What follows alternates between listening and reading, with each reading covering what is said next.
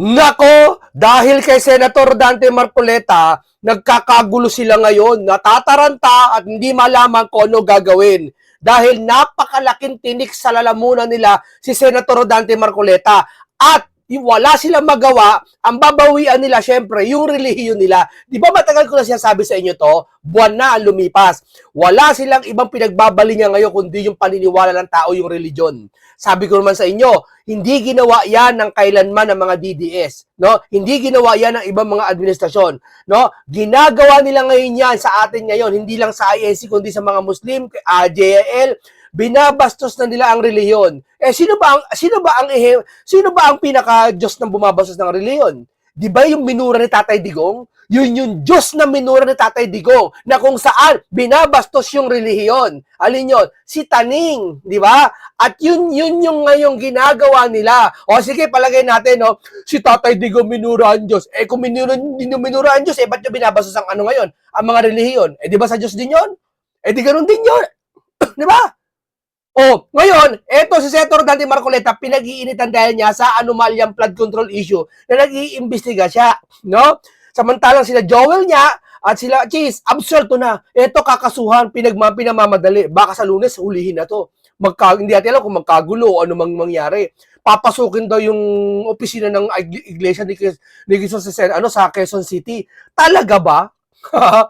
yung gagawin daw sa KOJC yung ginawa ay gagawin na papabalita, gagawin sa eto hindi ko alam kung gaano kasigurado to pero may marami nagsasabing mga vlogger, disclaimer tayo, no? Papasukin daw yung opisina ng Iglesia ni Cristo sa Quezon City.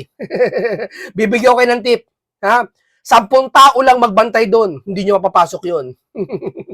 Sabihin ko sa inyo, no? Napakadibay ng dibdib ng 10 tao kahit 10 tao lang. Di ba? Yan, bakit? Dala nilang doktrina, no? Ang pagka Iglesia ni Cristo nila, no? Hanggang kamatayan, di ba? Hindi ko hanggang saan lang yun kaya nilang abutin.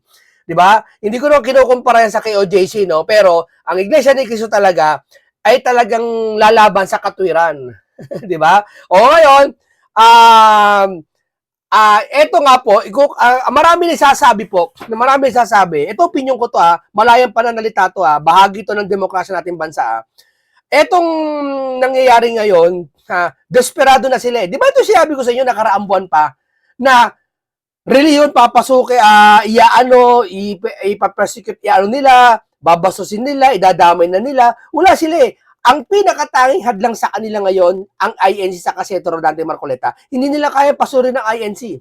Gusto nila talaga tapos itanong mo sila, ay walang ganun. Tanong mo siya, ay walang ganun. Ganon ang style niya. Diba? Tanongin mo, wala siyang alam. Ay, trabaho lang, work tayo. Diba? Pati yung spokesperson niya, ganon ang style nila. Di ba? Pero yung sinasabi nila labag do sa nararamdaman natin at sa nakikita natin. Di ba?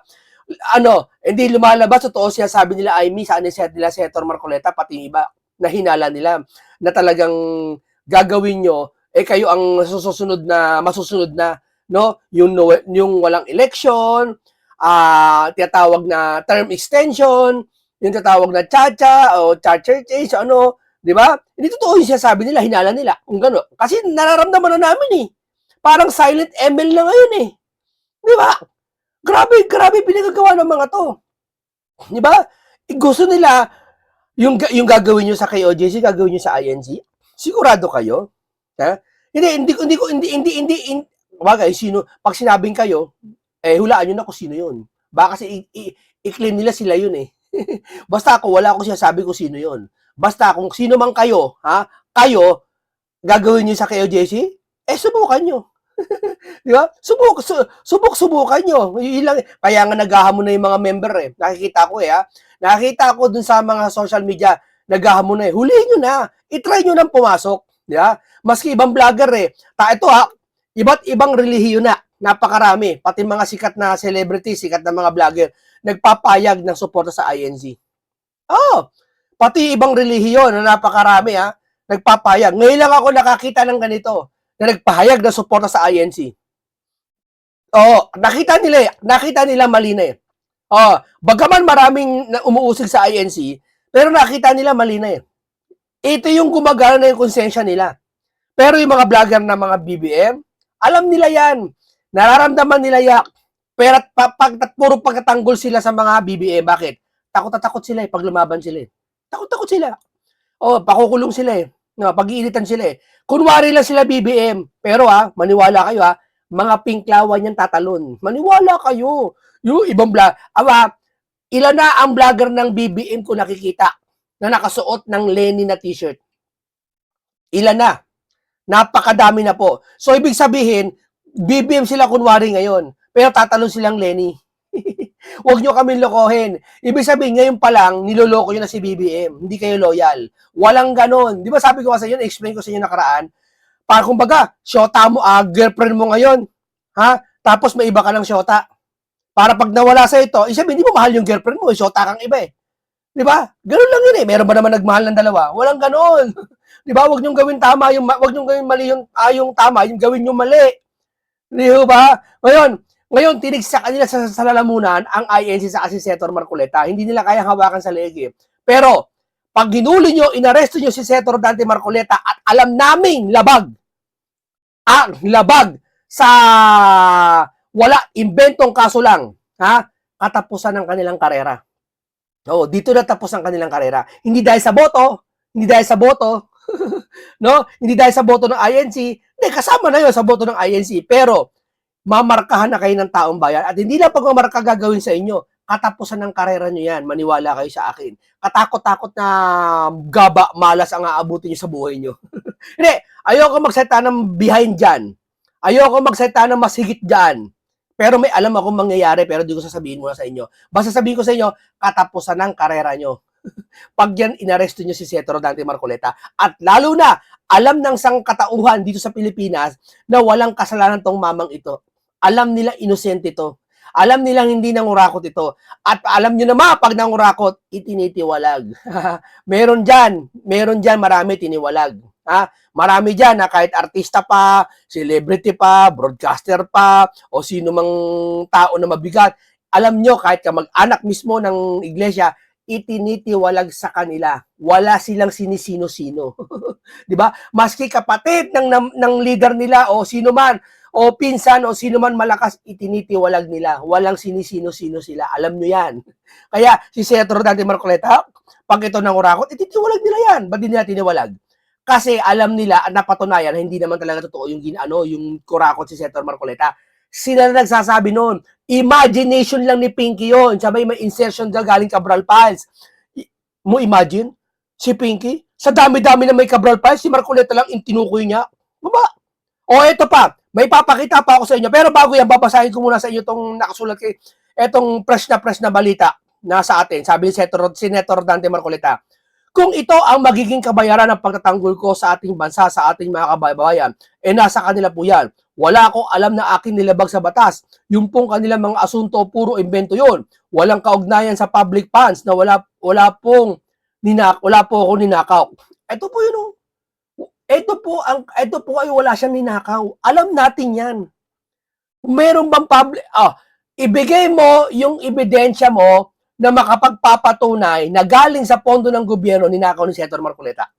Huwag mo sabihin yung binigay ni Mike Defensor galing sa gobyerno yun. Matagal nang wala sa gobyerno si Mike Defensor. Di ba? At alam nyo, negosyante si Defensor. At alam nyo, may building si Defensor na negosyo. At yung pag may building ka, malaki kita mo. Magkano palang building eh? Di ba? Magkano ba building niya malaki? Di ba? Makakabili ka ba niya ng 20 million lang? Makakabili ka ba niya 100 million lang? Hindi ka makakabili 100 million yan. Building niya malaki. So, kung mga nag-aaround yung building niya 700 million o 400 million, 500 million, malaki kinikita nun. Di ba? Dito, ang nagbigay ng pera si Mike. Paano mo sasabihin sa akin ngayon na ikaw influencer o ikaw tagapagtanggol ni BBM o ng mga Lenihista ka, pinklawang ka, at abogado ka pa iba dyan, paano mo papaliwanag sa akin na naging plunder yung bigay sa akin ng isang private citizen, hindi naman nakaupo sa gobyerno, at lalo na yung pera niya, hindi naman galing sa gobyerno. Paano mo sa akin ipapaliwanag yun? Pag napaliwanag mo sa akin, pati ako magpapakulong. Promise ko sa iyo yan. Wala lang, basta kinasuha mo lang ng plunder, okay na, tapos na, wala nang paliwanagan. Basta yung tao naniniwala, Kasi naniniwala sa kanila ibang tao, bakit? Una, takot sa kanila. Pangalawa, sip-sip sa kanila. Di ba? Kaya naniniwala sa kanila eh. Pangalawa, pinapaniwala nila, akala mga troll lang. Yung nagagalit ng mga tao. Ibig sabihin, sa Pilipinas, wala nagagalit sa kanila, gusto mga troll lang. Diba? O ito, bigyan ko kayo example. Ito pa, bago tayo mag-ano. Dahil sa pagsanib sa kanila, na wala na po siguro yung mga kaso nila, baka sila po ay hindi aasuntuhin. Mauna pa po akong aarestuhin. Doon sa mga kasama namin dati na nangako na maging intact kami, walang hiwalaya, walang maghuhudas. Pero napansin ninyo kung sino ang naghudas. Yan talaga. Alam ni Senator Marcoleta may maghuhudas eh. Totoo, di ba? Kaya nga sinabi niya yun eh, si Cristo alam niya naging maghuhudas eh. Si Senator Marcoleta, hindi naman to Cristo, ibig sabihin, alam niya common sense na lang, may maghuhudas. Kaya nga pinainan niya yan eh. Wala nang problema eh. At alam niya, pinakita niya sa Pilipino kung sino Judas. At alam nyo, harap-harapan tayo. Biruin mo, hindi ka ba nagigising? Kayo dyan, di nagigising dyan? Alam nila yan, nagigising sila dyan. Alam nila yan. Biruin mo si Senator Marcoleta, kakasuha mo ng mabilis. Samantalang si Romualdez, ang bagal-bagal, may kaso na unang kaso. Uhulihin pa si Marcoleta sa Lunes yata. Tapos sila Joel, nawala yung kaso, pati si Cheese. Na-dismiss. Yung 3 kaso. Hindi ba bahalata yun? Hindi ba bahalata niyo yun? Hindi ba kayo dududa? Tapos pag nahuli, sabihin mo, wala namang kinalaman ng presidente dyan eh. Ang nag-aasikaso dyan, sila Boying eh. Lagi silang ganyan. Lagi silang play safe sila. Nung sabihin ni Pangulo na hindi niya papapasukin ng ICC at walang jurisdiction sa Pilipinas, tapos nung hinuli si Digong, ang sabi nila, wala namang kinalaman ng Pangulo dyan eh. Kasi yung Pangulo sabi hindi papapasukin eh. Hindi naman ang Pangulo nag-ano dyan eh, nag-aasikaso eh. Yung mga nandiyan sila, Torre, ganun. Ang galing no. Ang galing, niloloko nyo ba kami? Yan, harap-harapan tayo niloloko. Ibig nyo pala sabihin sa isang opisina, ha? Pag sinabi ng opisina doon, ito SOP dito ha, ito patakaran sa opisina, hindi ba utos ng hepe yon? Wala bang kinalaman ng hepe doon? Ganun ba yon? Kasi minsan pagpasok ka sa opisina, papagawa ko ng ID, no? Dito sa bandang mall, dito, hindi ko sabihin ko anong lugar ha. Nagpagawa ko ng ID. Ngayon, mali yung protocol nila. Kasi yung paikot ng upuan, may upuan kasi marami. Nakakalito. May upuan ng PWD, may upuan na hindi PWD. Di ba? Karanasan niya, nagpipila. Ngayon, pumila ako doon kasi PWD ako eh. Meron akong PWD ID. No? Ngayon, pumasok ako sa... hindi na ako pumasok sa PWD kasi hindi naman ako, yung parang pipilay-pilay, kaya ko pa naman. No? Yung PWD, hindi ko na kukwento ba't ako PWD, pero stress kasi dati ako stress eh. Ngayon, pumunta ako sa may upuan. Hindi na ako nag-PWD pero nakakalito, may mga pumupunta sa PWD na hindi naman PWD. Gets nyo? Hindi na nagpapaset ng ID. So, express lane sila. Unfair sa ibang napila. No, sinita ko sila. Asan ba pila dito? Di ba? Bakit ganyan? Hindi sir, ganito talaga dito eh. Diyan mo dadaan bago dito. Hindi. Gumawa kayo ng isang patakaran na hindi malilito yung tao at hindi mandadaya sa pila. Nakakalito. Hindi alam ko anong pila ng PWD, kung anong pila ng hindi PWD. So ano ibig kong sabihin? Sino may jurisdiction doon? Sino ang may doon sa kanyang mga staff? Syempre yung hepe, yung pinaka-boss nila. Ang tagal na nangyayari, sistema na yan, ganyan pa rin. Hindi ba alam ng boss mo yan? Alam ng boss niya yun. Yung mga nangyayari doon, yung mga protocol doon. Di ba? Nakikits nyo, ang ibig kong sabihin dito, huwag silang magmaang-maangan na hindi nila alam yung nangyayari ngayon. Dito kala Joel. Yung, huwag silang iwas pusoy, sabi niya sa salitang kanto, iwas pusoy. Alam nila yung nangyayari ngayon na masyado mabilis, ang kaso kay Marcoleta, kay Martin, ang bagal. Hindi mabagal, wala na yata. Tapos, napawalang sala yung dalawa, lumipat kasi, si Senator Marcoleta tutuloy pa rin. Si Jinggoy kinulong. Di napagkahalataan kayo na lipat o plunder. Sasabihin nila, hindi totoo yun. Hindi totoo kasi wala kakita. Pero, kitang-kita namin ang nangyayari. Di ho ba? Kayo naman, parang sinabi mo, uy, may gusto ka dun sa crush mo, no? Hindi ho, wala akong gusto dun, wala akong gusto sa kanya. Pero kitang-kita namin, gusto mo yun. Parang ganun. Nakikita namin dito. Alam namin nangyayari kasi sa kanila, ang hilig sa kanila, asan ang ebidensya mo? Asan ang ebidensya mo na paglilipat wala ng kaso? Wala nga kami ebidensya. Pero hindi kaya lokohin yung damdamin namin, nakikita namin. Biruin mo, ako lang ba nakalata nun? Ako nga nasa bahay na, nakita ko eh. Ako nga lang vlogger dito sa bahay, nakita ko eh. What if pa kaya sila Senator Marcoleta, harap-harapan, nakakadaong palad sila? Diba? Alam mo, pag isang tao lang nakapuna, 2 tao lang, maaaring pagkakamali yun. Pero pag nakapuna na ang sambayan ng Pilipino, higit sa 1,000 tao nakakapansin na. Lagpas na milyon-milyon ng Pilipino nakakapansin, talagang katotohanan na yun. Ha? Hindi nagkakamali ang scientific explanation diyan. Tandaan niyo 'yan. Di ba? O ngayon, di mo, bukod pa sa kanila, pero napansin niyo kung sino po ang naghudas? Siya naghudas. Di ba? O ito, pahinga natin muna ito, tingnan mo ha. Ipaparinig ako sa inyo. Ito mga vlogger to. Wala tayong balita kasi ngayon masyado kasi linggo eh. At yung iba siguro natatakot na magsalita kasi uhulihin na sila. Di ba? O ito, painggan nyo to ha. Tingnan mo sistema na itong vlogger na to ha. Vlogger ng BBM to. Tingnan mo katwiran nila nga. Tingnan mo kung pinangingibabawan sila ng talino at katwiran. Kayo humusga kung pangibabawan ha. O, tingnan mo ha. Tandaan niyo po yung mga date na yan. Sandali. Ayusin ko lang yung sa. Dito mo makikita talaga kung may laman o wala eh. May laman sila o wala eh. Ang ating senador. Guys, magugulat kayo sa mga isisiwalat sa video na ito. Ayan, tandaan niyo po yung mga date na yan ha. At bakit? Ang date nito, Ghost Project, binulgan ni Pangulong Duterte dati, November 6, 2020. So 2 years na lang mawawala siya sa pagka-presidente. Etong vlogger na to, BBM vlogger to. Tingnan mo katwiran niya, araw-araw nagba-vlog to. Tingnan mo katwiran niya, tingnan mo ha. Ang layo, milya-milya sa katwiran talaga natin. Sa katwiran ng tama, layo-layo, ang layo. Po, si Alan Peter Cayetano at si Rodante Marcoleta. May sumisikat kasi video na kung saan hindi daw tinatalakay ni Marcoleta yung issue na yung mga ang tinatalakay daw ngayon, yung ngayon. O, tingnan mo ha. Ang pinagtatakpan ng mga Duterte, tingnan niyo po ha. WH. November 6, 2020. Bakit dyan is yung Ghost Project. Oh. So walang delivery, Ghost Project. Kala niyang galing niyo. Ako'y 31 Ako'y line of 3 pero ganito pa rin ako mag-isip. Isipin mo yun. Ako, pagtungtong ko ng mga 17 anyos, triple man na ako eh. Ano ibig ko sabihin? Hindi na kaya utak ko ng mga 30 anyos eh. 40 anyos pataas eh. Bakit? Doon pala nagbabasa na ako ng Biblia eh.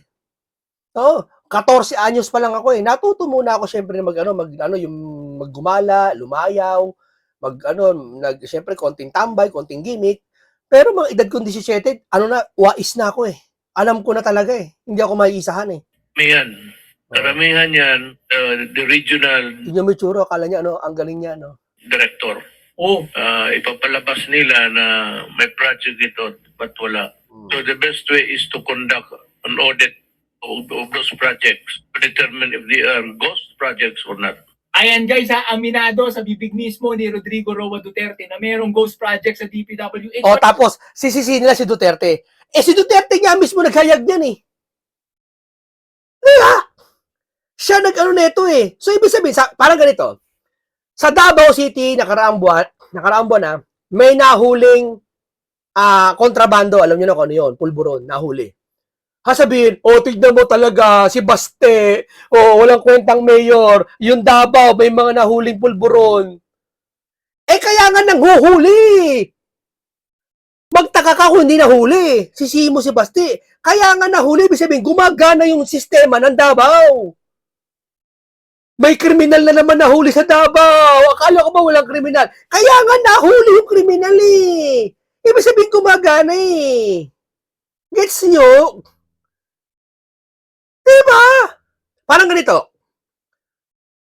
Yung bahay mo, sinabi mo walang daga. Walang daga dito. Pero hindi mo pwede sabihin talagang totally walang-wala. Common sense na lang. Pero may rat trap. May trap ka. Sabi ba naman pumasok halimbawa ang bisita akala ko ba walang daga sa inyo? Bakit may daga? May trap ka sa daga. Yun na nga ang dahilan kaya walang daga kasi may trap ako. Saka may mga pusa ako. Hindi mo ba naiintindihan?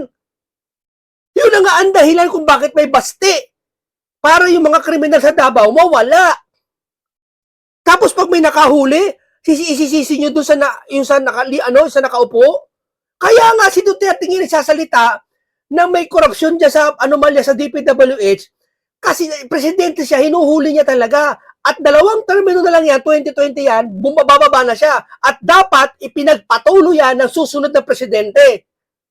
Anong ginawa? Nagpatuloy ba? Ayun, nagpatuloy ang korupsyon ng 5,500 na flood control ghost project. Kasalanan pa ba ni Duterte yun? O, palagay natin si Duterte nagsimula niyan. Nagsimula ng alin? Nagsimula ng investigasyon, pinagpatuloy ni Marcos. Eh bakit ngayon nakalusot pa rin? Yung may ghost project. Katwiran niya kasi galing daw sa bibig ni Duterte. Galing na nga sa bibig ni Duterte, ang gusto niya palitawin dito, bakit daw hindi iniimbestigahan ni Senator Cayetano at ni Marcoleta? Tanong ko ba sa inyo, sino ba Blue Ribbon? Si Senator Marcoleta ba? Saka sino bakit naman niya iimbestigahan yung past administrasyon? Sir, magunos dili ka, baka nawawala ho kayo sa sarili nyo. Kung may iimbestigahan man, sasabihin mo dapat, kasi gusto niya mangyari, imbestigahan yung flood control issue, imbestigahan yung flood control issue, ang gusto niya mangyari, sa nakaraang administrasyon magsimula. O kaya baka doon lang, unfair. Kung doon lang mag-iimbestiga kay Duterte, unfair. Paano naman ngayon? Wala bang ghost project? Sa gusto niya siguro palitawin, kasi gusto nila, yung grupo nila yung mga ibang, hindi siya, yung iba, ang gustong palitawin, ang ghost project lang nang galing kay Duterte, hindi kay Pangulong BBM. Si BBM nagsabi! Ano ka ba? Supporter ka ba talaga ni BBM o ni Lenny? Nagpapanggap lang kayo support ni BBM kasi natatakot kayong kasuhan.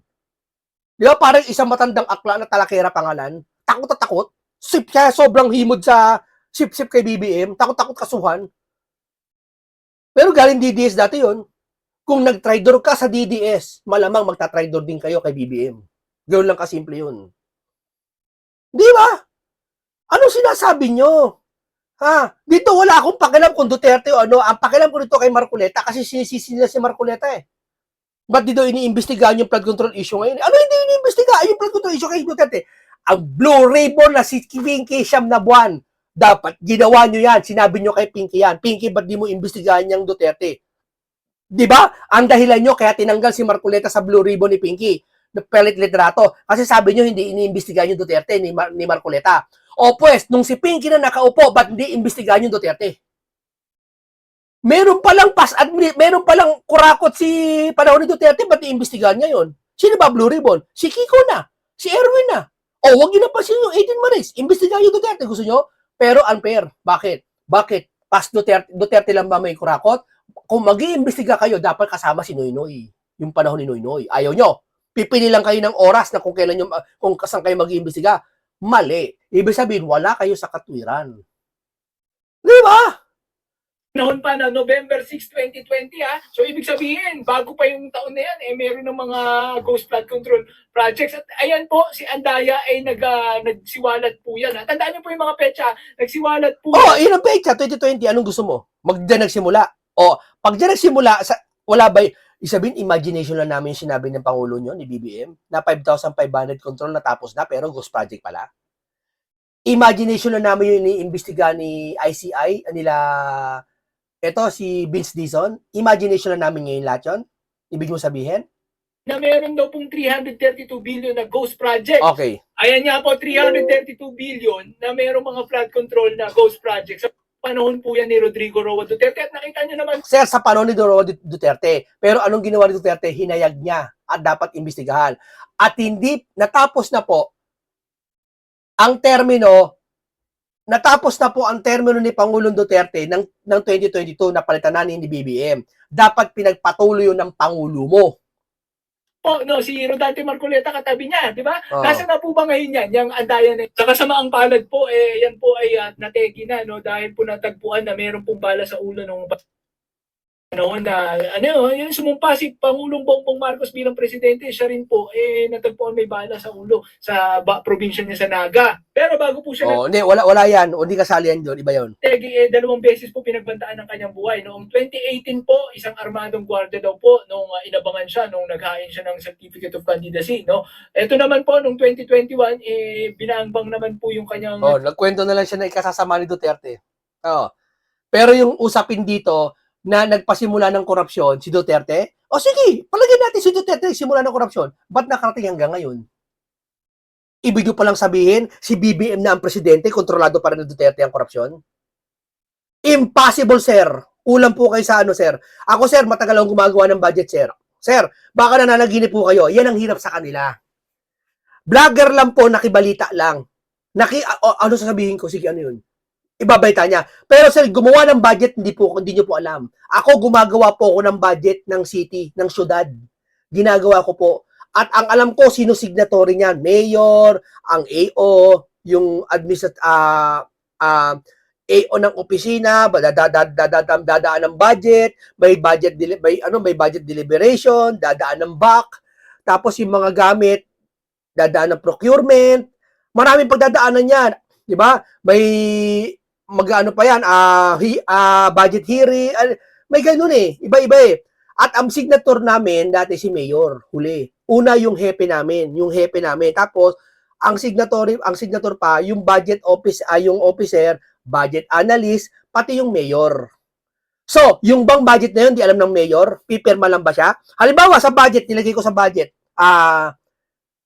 naglagay ako ng Hilux, pick-up, na sasakyan. Pipirmahan ba ng mayor yon? Kukwestiyonin ng mayor yon. Teka muna, bakit may pick up dito? Ano yun to? Tatanong ng budget, ano yun? Papaliwanag yun. Hindi kasi po kulang tayo sa sasakyan, boss. Kulang po tayo kasi kailangan po natin ng extra sasakyan. Ganun ba? Para saan? Kasi minsan naghahakot kami ng gamit, nalalaglag yung mga gamit sa isang ganun ba? O sige, approve to. Sino nag-a-approve ng budget? Yung huling pirma. I-review lahat yun, ipapareview sa tauhan niya. Hindi man siya nag-review, ipapareview niya sa mga assistant niya. O ito, sige, pipirmahan ko na. Sino ba napirma ng budget ng 2022, 2023, 2024? Si Duterte? O naman. Nakita niyo yung katwiran niya? Basta nakita niya lang November 6, 2020, sino ba may kurakot? Yun lang. Pero yung mismong yung mismong pag-aaral, paggawa ng budget, hindi niya alam. Sigurado ko yan, hindi niya alam. Kaya mong gumawa ng budget, sir? Ako tayo harap-harapan, sir, gagawa ko ng budget, gagawa ko ng budget, sir, may USB yata ako dito, may mga procedure pa ako para gumawa ng budget. Pero sa national, hindi ko alam kung paano yung eksaktong procedure. Pero, syempre, mag-a-adjust lang ako ng konti niyan. Diba? Sinasakyan na buti, bulletproof po, no? So, 2 beses po, Wala yan, huwag nyo na wala to. Ano yan, wala yan. Nakikiangkas lang yan. Gusto niya lang palabasin na ang kurakot, dapat nasa 2022, nagsimula si Duterte at wala kay BBM. Ang gusto niya, imbisigan pa ni Marcoleta yon. Ibig sabihin, yung mga baha-baha ngayon na Ghost Project, kay Duterte galing yon. Kay Duterte daw galing. Napatunayan niya galing dito sa panahon nyo Di ho ba? Breaking news, mga banateros, mga kabiyaya. JG. Yan ang dahilan kung ba't uhulihin si Senator Marcoleta. Oo. Yan ang dahilan. Kasi, sige. Huhulihin si Marcoleta kasi may matutok na sa flood control issue ngayon. Hindi sa panahon ni Duterte, ngayon, ang pinag-uusapan. Kaya yan ang dahilan ba't pinagilitan ng INC ngayon, pinagbabanta ang papasukin, at, sabi ko nga parang higante natutulog, ginising nyo. Try nyo. Kasi eto nga, Iglesia ni Cristo. Ito hindi to pagbabanta, hindi to panglalait sa kapwa. Ito ay lesson learned. Pagpuna sa mga mali na sinasabi nila. No? Ito ay politika, ang topic na to, politika to. Ito yung mundo ng politika. Kung saan pag nag-usap tayo sa personal, bati tayo. Okay naman tayo. Pero pag politika pinag-uusapan dito, tong talakay na to, dapat makapakinig ka at makita ng tao yung totoo. Kasi pag wala nagsasabi ng katotohanan, lahat ng sasabihin nila paniniwalaan mong tama. Hindi lahat po ng nagsasabi na sa paligid mo ay tama lagi sa pandinig. Hindi porket maganda sa pandinig mo, tama na. Tandaan mo yan. May mga maganda lang sa paningin, sa pandinig sa paningin, Pero pag in-explain ng marunong, tulad ng inyong lingkod, nakikita yung pinagkaiba. Di ba? Katulad nung sinabi nung isa, may kurakot daw ng 2020. May kurakot ng 2020, ba't di imbestigahan ni Pinky? Ngayon, sila nakaupo, sila Kiko, ba't ayaw imbestigahan? Tapos papaimbestigahan mo kay Marcoleta. Hindi naman siya nakaupong Blue Ribbon. Sisihin nyo siya pag nakaupong Blue Ribbon ngayon at hindi na iimbestigahan ang inyong mga past. At saka ba't ka mag-iimbestiga ng past? Dapat imbestigahan mo pati kay Noynoy. Ba't wala bang ghost project yung panahon ni Noynoy? Ha? Kristo ay Pero hindi ko siya sabi may kasalanan si Noynoy, ha? susugurin daw. Or parang kung ano yung ginawa sa KOJC noon ay gagawin sa iglesia. Hindi ko lang alam kung totoo tong balita na to, pero ito ay bali-balita pa lamang. Hindi ko rin alam kung anong dahilan bakit Ando doon daw si Batos de la Rosa sa sentral ng opisina ng Iglesia ni Cristo. Andun daw si Senator Bato de la Rosa, nagtatago. Biruin mo yung pabibintang ginagawa nila. Di ba? Paranoid na eh. Di ba? Paranoid na. Oo. gagawin Tapos ang nagkalat noon, yung matandang isa yung talakera nagkalat noon. Ngayon, deactivate yung Facebook niya. Tapos sinasabi niya na-hack daw siya. Lumang tugtugin niya siya, sabi niyo na-hack kayo. Huwag niyo kaming lokohin. Magaling. Yang ano na yan, platform na yan, hindi basta-basta na-hack ang Facebook. Huwag niyo kami lokohin. Kaya sa mga nagsasabi na hack yung Facebook nila, huwag niyong paniwalaan yun. Hindi totoo yun. Hindi totoo yun. Palagay natin na hack. One day lang, mababawi na eh. I-message mo lang yung Facebook eh. Sasagot sila eh. Babawiin nila yun eh. Pero ngayon, no. Hindi yun. Nag-deactivate lang sila. Palalabasin nila na hack sila. Bakit? Kasi nako-corner na sila eh. Sila nagpakalat nun eh. Sasabihin nila, hindi ako nag-post niyan. Hindi ako. Tingnan mo, caption lang kung di ako nag-post. Kaya nga isa lang hamon ko yung sa talakera eh. Ingay. Isa lang hamon ko sa kanya sa comment section eh. Mag-live ka. Di ba sinisiraan mo INC? Mag-live ka. Sabihin mo through video na sinisiraan mo INC. Ba't di mo agawin? Kasi alam mo, ididemanda ka. Kaya ang ginagawa niya, caption lang. Hindi siya nagpapakita. Para anytime na mahuli siya, sabihin niya, hindi ako yan. Hinak nga ako eh. Nagpo-post lang yan. Itatanggi niya siya yun. Ano ka? ito sa iglesia. Napaisip lang ako na hindi kaya dahil kay Marcoleta kaya gagawin ito sa iglesia. Dahil parang kamakailan lang may mga nababalitaan tayo na hindi mababaan ng warrant of arrest si Marcoleta dahil sa protection or dahil natatakot sila sa iglesia ni Cristo. Diba? Kahit naman din naman sino, matatakot ka. Kitang-kita naman natin yung mga nagdaang rally, di ba? Hindi to paramihan. Hindi dahil marami iglesia ni Cristo. Dati konti lang sila. Sadyang ang iglesia ni Cristo lumalaban sa katiwalian. At matatapang yan dahil sa katwiran. Naduduwag sila pag sila ay mali. Pero pag pinaglalaban nila tama, kaya nilang ibuwis pati buhay nila. Ganyan katatapang yung mga yan. Ganyan ang tapang nila sa katwiran. Kaya tayo mo si Senator Marcoleta. Ang daming pumunta. Ang daming talagang kapag sinabi ng iglesia na magtipon-tipon sila at may gagawin silang pag-uusap, dumadagsa talaga ang kanilang mga miyembro. Yun talaga yun. Sasabihin nila, konti na daw iglesia. Kumunti, dumadami iglesia. Sabi nila, kung yung JIL daw, ba yung mga JIL ngayon, tumitiwalag daw yung mga member nila. Siguro sa JIL yun. Sa iglesia, malabo yung mangyari. Natitiwalag lang sa INC kasi siyempre natutukso. Nagiinom, ng bababae, nagsusugal. Yun yung mga bawal sa INC. Bagaman may nakikita kayo gumagawa ng iglesia ni Cristo ganyan, pero hindi ibig sabihin yun ang aral. Titingin kayo dun sa aral ng doktrina nila na bawal yun. Kaya, pero tao lang ikaw, nakakagawa ka nun, ititiwalag ka. Di ba? At sa totoo nga lang, isa ang iglesia ni Cristo sa mga relihiyon na maaaring magtuldok or tumuldok sa nangyayaring gusot dito sa ating gobyerno. no? So, baka yan din ang isa sa mga yan din ang isa sa mga Hulihin niyo si Senator Marcoleta. Huling patibong ni Senator Marcoleta. Ang huling patibong ni Senator na nilatag ni Senator Dante Marcoleta. Isang patibong na hindi kayang takasan. dahilan bakit kung totoo man nasusugurin nila ang mga simbahan ng Iglesia ni Cristo. So, alam naman na natin, no? Pero ako, kung ako tatanungin, susugurin, babastusin nila, kagaya ng ginawa nila sa KOJC, na sinugod nila, binaboy nila yung kingdom. Para sa akin, sige, gawin nyo. Ng pagkaalaman. Hindi ko sinasabi to dahil gusto ko Gusto ko na kung ano yung ginawa sa KOJC gawin sa iglesia, hindi ganon. Tama. Disclaimer, nililinaw ko lang. Hindi ko gusto yun. Pero sinasabi ko kung sino man yung nagbabalak na walang yain ng iglesia ni Cristo, sige, push nyo. Sige na. Lason yan. Lason kayo dyan. Pag ginawa nyo yan, maniwala kayo sa akin. Lason kayo. Tsak na tsak, sabihin ko sa inyo. Yung KOJC, ginawa nyo yan, nakatingin lang yung mga member ng KOJC. Nakatitig lang. Walang ginagawa. Nako, ayoko magsalita, pero gawin nyo. Subukan nyo. Para magkaalaman na.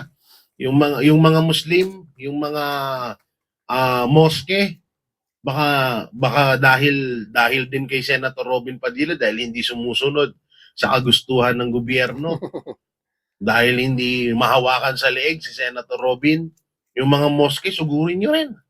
Sige.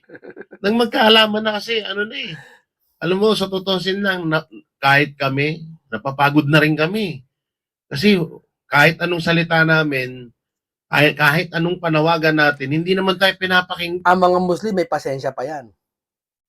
Pero INC, try nyo. Katwiran. Wala akong sinasabing dasa. Katwiran to katwiran to. Labanan ng katwiran to Yan eh. 'Di ba? Ang malupit pa nga dito kung sino yung mga kawatan, sila yung naaapi kung tignan. Sila yung pinapalabas na aping-api. Samantalang tayo na nilalabanan lamang yung mga magnanakaw sa gobyerno. Kadalasan tayo pa yung nakakasuhan. Kadalasan tayo pa yung nagmumukhang masama dito. Kaya sige, susugurin nyo, wawalang niya yung iglesia ni Cristo kasi hindi nyo kayang hawakan sa leeg. Sugurin nyo, gawin nyo na para Matatakot yan sir kung gagawin niya. Parang iba sa KJC, pinalibutan ng maraming pulis. Basta may maraming pulis doon na, explain ko na lang, mamaya papakita ko na lang sa may mga pulis na nakapalibot sa KOJC yung pinalibutan nila. Oo, ang dami. 10,000 daw, 5,000 pulis. Pinalibutan nila. Oo. Para matapos na to, para kung sakali talaga na ganyan ang gagawin nyo, para matapos na to, mag-aalaman na. At malamang sa malamang, hindi ahayaan ng Iglesia ni Cristo na walang yain nyo sila. Ay, sabihin ko sa Hindi inyo. ahayaan ng Iglesia ni Cristo siguro yan. Alam naman natin na ang Iglesia ni Cristo, ang mga kapatid nating mga Muslim, ang KOJC, yung mga relihiyon na yan, isa yan sa mga matatawag mong malalaking relihiyon dito sa bansang Pilipinas at mga respetado ng mga relihiyon dito sa bansang Pilipinas. At alam naman din natin na halos yung mga Katoliko ngayon, hindi ko naman nilalahat, kadalasan kumakampi. Tingnan nyo yun. Kumakampi sa mali. Diba? Kasabihin nila may kaisahan sila. Pasensya na. Okay, maraming salamat sa inyo. Hanggang dito lang po. Isang komentaryong punong-puno ng karunungan at kaalaman. Isang makabuluhan talakaya at marami kayong matututunan. Dito ay malayang pananalita, nasa demokrasyang bansa tayo, at ito ay freedom of speech at purong opinion. At ito ay marami kayong talagang matututunan, masustansyang pag-uusap. Hanggang dito lang po. Ingat lahat kayo. Paalam sa inyong lahat.